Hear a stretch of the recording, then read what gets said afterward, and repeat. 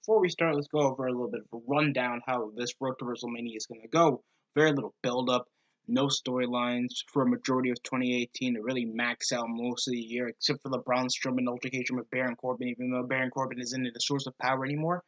Even though, even though he should be upset at McMahon costing him a Universal Championship opportunity, and Corbin, and not going for a storyline like that, and other crap involving Becky Lynch just for her to come up as Jean Grey from the X-Men when she turned to a Phoenix, when she turned into her Phoenix form and crap, just to assault Charlotte and Ronda with a crutch. Shit. I have no idea why this show even existed, but we had two decent Elimination Chamber matches, so I'll give it that. Even though they had a lack of build-up, the only entertaining part was Samoa Joe over this entire altercation. Thinks most of the wrestlers are either injured thanks to Nia Jax. They don't have that much important stories like the Revival, Nakamura, Rusev, Seth Rollins, just a lot of other wrestlers, and also Dean Ambrose, EC3. Let's keep the list going. Dolph Ziggler, Drew McIntyre did not have a match, but he interrupted a Baron Corbin's match. Lashley, let's just go over this. It's the first time ever I'm actually going to be talking about, and I'm not drunk, I'm just stupid today. This is the first time I'm actually going to be talking about a kickoff show. And Buddy Murphy and Akira Tozawa, even though nobody watched the Cruiserweight Classic, they put up an entertaining matchup. Why aren't they giving attention to wrestlers that actually show entertaining matches?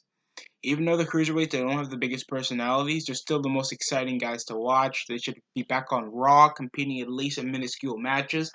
A bit of a sideshow and showing better Cruiserweight matches than what we're getting on Raw. That's just more commercials than last time.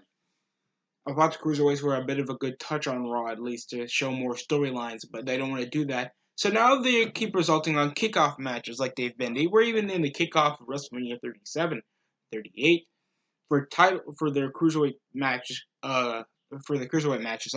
And they're better than any women's singles matches I've seen over the course of the show. This was a pretty good match. Akira Tozawa was incredibly physical, some really good vigorous strikes coming from Buddy Murphy. I know him back in the tag team where he was with also Alexa Bliss. I think they were also in a relationship together. It was really incredible to see Buddy Murphy absolutely murk Akira Tozawa with some kind of fireman's carry, tilt-a-whirl into a neck breaker thing. It was pretty great wrestling coming out of Tozawa, and if they could have a rematch, and maybe I'll actually watch an episode of 205 Live if I have any concussions over the course of the year 2019. Then we open the most exciting, the biggest, the revolutionary turn for the women's title, for the women's tag team titles in the women's division to be the match opener of the show. I know this is just to give women more relevancy because where the hell is Asuka? And there's no actual big names on the women's division, so they think that bringing the tag titles to actually make it unique. In my opinion, it should have went to the Iconics, but I think it was an alright decision to give it to women that are not getting that much screen time, since, like, Charlotte's the only person to come out of the Four Horsewomen revolutionizing wrestling. Oh my god! They didn't do much. Anyway, they didn't change much. I think it's just been the top three women fighting for the Raw Women's title so far, so nobody cares about the rest of these women that are in the Elimination Chamber match.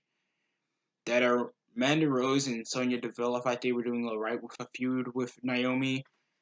Nia Jax, that has a history now, a huge history of injuring a lot of women, even males. R-Truth, the new United States champion, has suffered an injury over his spot at the Royal Rumble after getting assaulted and supposed to be replaced by Nia Jax in the Elimination Chamber, in the Royal Rumble back at January.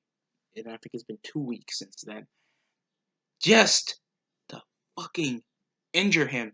And he didn't even have a kickoff match that he might have had Rusev and Nakamura in a triple threat at the Elimination Chamber. They could have done that.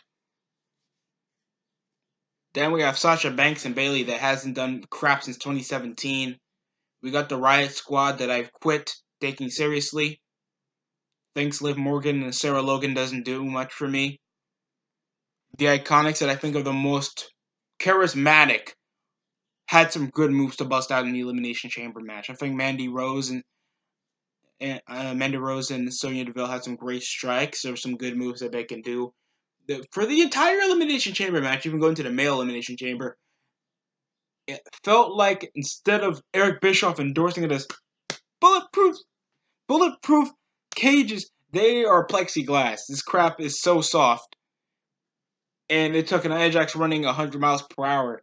There was a spot where she barely missed trying to tackle Bayley to one of the chambers and misses entirely. Wasn't even close and hurts herself in the process and getting herself eliminated by Tamina getting pinned by all four women to get them out.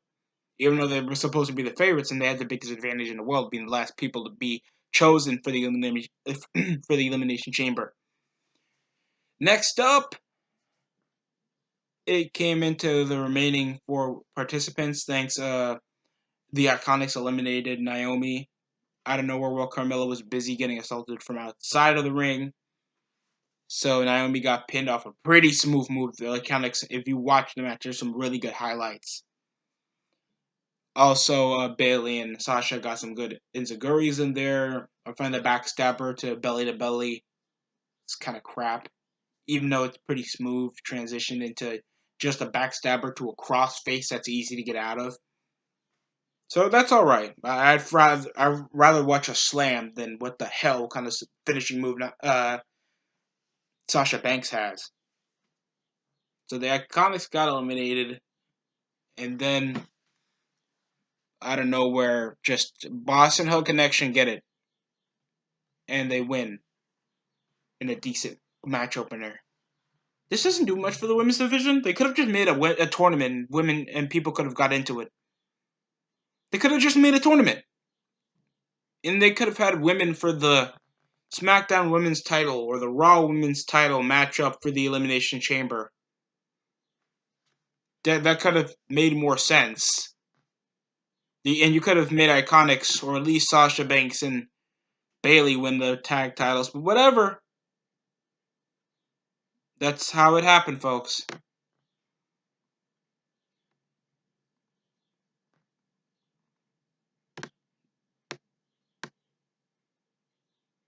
Next up, sorry for the huge pause. Next up was SmackDown tag titles involving the Usos facing off against Mac and Shane, McShane and McMiz connection. It started so happy. Miz and Shane are getting along together. Miz is getting a second child, and they get pinned clean off a pinfall attempted by one of the Usos hitting a crucifix and catching Miz off guard for the pinfall. There was just a few stoppage moves. Of course, they would get the elbow drop on a table involving one person on Shane for a reason.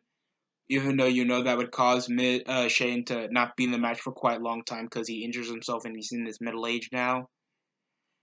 It was all right, but they could have just had Miz turn heel. It's a road to WrestleMania. I want storylines. I want Miz to actually feel like he's important. This is a former WWE champion. You're just causing this bore fest to continue. And you have another pay-per-view on the way. Why can't you build it up? You have the Elimination Chamber. Why do you need Fastlane? It's like coming out of a roller coaster. And you're not ready to go to the next roller coaster, except you're not going to hit slow-ass, non-working bumper cards. Kind of ruins the fun until you get to the bigger ride. If you understand what I'm saying. Because I went to Six Flags. And just watching the match was so hit or miss for me because, Miz has been tag team champion with many other guys, and he couldn't let it mix with a guy that's not really known for being a pro wrestler. Because they don't really go for extreme spots, since this is just a regulated tag match. They could have had the tag team title match on SmackDown, and it could have made a bit more of an impact if it's building up to Elimination Chamber. This was a really lackluster matchup, and it's shown here. But they think it's going to be decent enough because it's going to build Miz and Shane closer, even though they really have no other explanation except my dad didn't really love me, and I want to be tag team champion. I won it like 4 times. He's like a 4-time tag team champion. He's a multiple time Intercontinental champion, multiple time US champion. He won WWE title in his career. And you're telling me that he was not willing to win more to be involved in the Elimination Chamber match this year? Kind of no build up for this entire Elimination Chamber that we would rather have either Mustafa Ali and goddamn Kofi Kingston. And of course, people came with him as a believer because of the stupid gauntlet match that Morton wanted to become the last person to be chosen in the Elimination Chamber. Speaking about that, a small complaint. Why do you think Vince hates black people? I want to say this because I know people, even me, I have disagreements with uh, McMahon's direction of the company over the past couple of years and seeing it decline by viewership, crap like that. A lot of crap.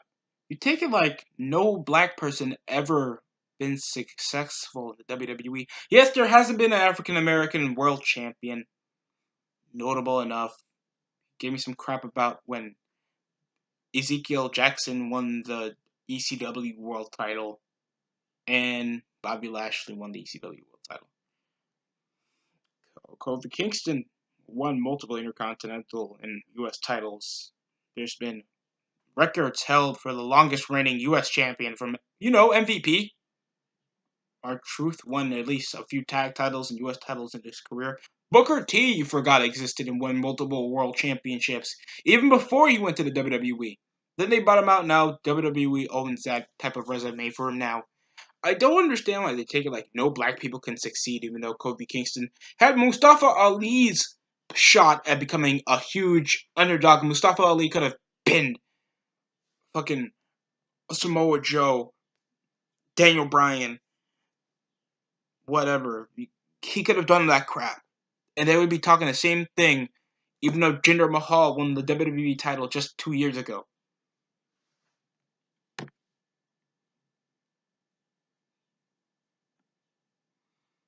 So yeah, they went up back. Then they did a bit of a backstage segment involving Miz and Shane being like, "It's not your fault, dude. Get the fuck home." No, it's my fucking fault. Breaks a lot of medical shit, even though Shane was receiving medical attention and just broke everything. Kind of a dick move. But we're gonna get past that because it's story building, John. It's story building. This is what we're supposed to do.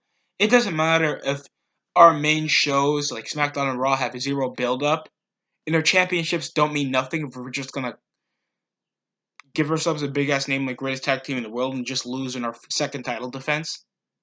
Nothing's a first title defense. They say win it back at the Royal Rumble against the Bar, and the Bar didn't even ask for a rematch. We didn't even get segments involving tag teams. No backstage segments. All segments have to be in the ring. All interviews gotta be in the ring. That's how we build up story now. That's how we build up Sasha Banks facing off against Ronda for some fucking apparent reason, and I'm angry. Next up was Finn Balor facing off against Bobby Lashley for the Intercontinental title. And this didn't altercate it off like costing a man a victory. This didn't cause by, doing something personal to each other. Because they don't do shit like that anymore. It's either I talk crap about you, about what happened in the Royal Rumble. I don't cost you a match for anything bigger. No other storylines like that. You're wasting my time. You're wasting people's time and money for Lashley, that was supposed to be the biggest guy to come out of this. Thanks, it's been over 10 years since he came to WWE. The only title that he ever succumbed to, and Cole got me pissed off when he said, "This is the first championship Lashley ever won in his career, the Intercontinental Championship. It's the first time he won the Intercontinental title. He won the U.S. title before, first title he won in his career, and he won the ECW World title in an Elimination Chamber match. I'm just bringing it out there. Michael Cole's a retard. And so is Renee Young. Thinks she never knows how to call a wrestling move, doesn't entice herself into a wrestling match or the characters. She is literally just there to be a pseudo-feminist, and she has no intelligent backgrounds or commentary or dialogue to increase the interest of a pay-per-view match or show. That's how I feel. That's how insulted I am as a future interviewer, journalist. I want to make my own show and podcast. Questions, dialogue, and play-by-play is important to me. And just watching that bullshit of having 4-3 guys, 4-3 personalities insults me because you can do better than that. We were making fun of Corey Graves while he was there because we know the affair that it came to earlier into the week and crap like that. He didn't do much. Still does his main crap he does on Raw. The stage still looks the same. There's nothing that interesting. They made it a handicap match for an Intercontinental title, with Lio Rush somehow causing him the victory because he wanted to finish the match. I don't get it. I don't get why he would do that. That made no damn sense, in my opinion. It kind of concludes the reason of, Finn just taking advantage of the smaller guy if Lashley's out. That made no sense. If Lashley and Lio Rush were the same height and size, kind of would make more sense to make it a handicap match, would it? So it came to just smashing out Lashley out the way. This was a crappy match to begin with. It was just filler. Lashley doing most of the heavy lifting, then a few moves off Lio Rush knowing that he's a high flyer, and then takes a coup de grace off a missile drop kick while getting Lashley out the ring. Pin 1, 2, 3. New Intercontinental Championship that's going to last over 24 hours. Just watch. It's going to end with the Intercontinental title becoming Finn Balor's. This was a match. I don't know what they're building up with Finn Balor after making the big match with him and Lesnar, and then just concluding him to just feud off. But McMahon just doesn't like black people. Lashley just lost the Intercontinental title. Kofi was the last person eliminated in the Elimination Chamber. Yeah, Vince hates black people. Anything else was the Raw Women's title match. That was a squash match! Ruby Riott beat Ruby Riott, a bit of a filler, back on Raw. Ruby Riott had a number one contenders match against Nikki Cross. The fuck was Nikki Cross losing twice, getting pinned clean? She continues to get pinned clean. What's wrong with these people? What's wrong with them? Do they want any build-up to happen? No triple threat match, no multi-women match. Thanks, we know what Ronda's gonna do. No different stipulations. Still gonna be one-on-one clean. What's the character of Ruby Riott? Because she's crazy with her weird, immature friends doing crap that looks like if we really behaved like we're completely PG. Because we know we want to bring up the PG staple, even though we let guys still do sexual gestures, cuss a bit on Raw. We let Brock Lesnar say shit a few times on Raw, and we just allow it to happen. WWE is a complete hypocrite, and they don't give a shit about your intelligence or remain consistent in the way they really want to publish their brand. They say they have a lack of identity and consistency and production value on what they want to do for their product. And then you let Ruby Riott get pinned fucking clean, and then just let Charlotte watch next they have a match at WrestleMania. But no, Becky Lynch comes, so that means we're gonna have another bullshit triple threat match for the women's title. How are we building legitimacy of the belt if we continue with these stupid ass triple threat matches that consist of Charlotte always? And I understand that Ronda isn't the best wrestler, but she's literally the most exciting talent we have. And if we put her in a one-on-one match, we can secure her as one of the top stars. But the WWE doesn't want to do that. Where the fuck is Asuka in all this? She's not pissed off anyway that she's getting overshadowed by a UFC fighter. And then you have Ruby Riott getting pinned clean as like a fucking stepping stone against the women's champion. She wore a new wardrobe, thank goodness. So she's done with the miniskirt and crap like that. She's wearing tights and some crap. She looks like the girlfriend of Dean Ambrose from The Shield back in the day. So, yeah, she got dressed up as Sonya Blade. Thank you. There was some text back there. Fucking Wow. So she won by losing by a unique armbar. This was a pretty good matchup. And it was a really crappy matchup. It was just a squash match. So they just used Ruby Riott as the stepping stone for and a bit of a workout for Ronda Rousey. This doesn't push her to the next limit. And then fucking Jean Grey or Becky Lynch comes out of nowhere, assaulting her with crutches. So she was cleared to compete. So why did she come in crutches? She's cleared to compete. Why the fuck she came in crutches? That made no damn sense. Vince suspended her, but I know she's trying to be like the female Stone Cold. How is she the female Stone Cold? Because she assaults authority that's been done by any other wrestler that was a babyface. I don't get this storyline that you try to push and force on everyone's throat that the fans think, oh, because you beat up authority figures mean you're the next big thing in the WWE. Look at Daniel Bryan. He's the world champion and he's treated like a mid-carder. He acts like a mid-carder. They even had an environmentalist recycling fucking graphic for the world championship. This women's title match better be good or else this is a waste of my fucking time and effort of reviewing these every single fucking week. She came assaulting both Ronda and Charlotte Flair with crutches, so that was a decent segment. And her getting escorted by security guards and crap like that. Next up was Baron Corbin versus Braun Strowman. This was when people looking zoned out of the match. Thanks. Braun Strowman, I know he'd been gunning Baron Corbin for quite a while, thanks he was GM, even though Braun Strowman was gifted a match after pinning Baron Corbin back at TLC. So the point of this feud was for no reason. This was an ODQ. Where the fuck was McIntyre? Why didn't he have a match? I thought he was messing around with Seth Rollins. But no, I heard he was injured. So he couldn't compete tonight. So he just came and assisted. The coolest thing was maybe like the double stacked tables. That was first. It's been a minute since I seen that happen. And they just pinned him in a match that meant nothing. It meant nothing. I thought Strowman was going to get pissed off at McMahon for making him lose his Universal title shot that he was supposed to face off against Brock Lesnar at the Royal Rumble, so that didn't happen. How the fuck are nobody pissed off at the authority figures? That means you made the McMahons came out of nowhere for no reason, just so they can book random matches that no one cares about. You made Kofi Kingston the most important guy and the biggest threat in the Elimination Chamber match. Not Randy Orton,